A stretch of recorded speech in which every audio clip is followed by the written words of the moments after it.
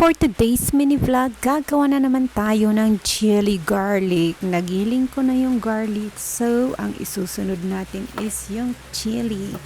Ang gigilingin natin ngayon is more than 3 kilos. Kasi due to the public demand, naubos na yung ating unang nagawa at ngayon gagawa tayo ngayon ulit. Kasi ang gusto nila yung sobrang anghang. Yan. In just how many seconds ay nagiling ang ating chili at ating ipapakita sa inyo yung result ng nagiling na chili in how many seconds. Ayan. Yan, very good. Hindi na ako mapapagod sa pagtatadtad ng mga sili. Ayan, for today's economy at para sa tuition fee ng aking anak, ayan, gagawa na naman tayo.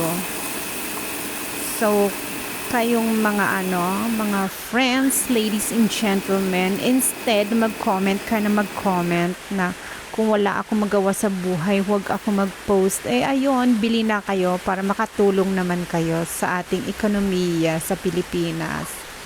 At yan, at sa susunod pang muli, ipapakita ko na ang resulta pag naluto ko na, babu.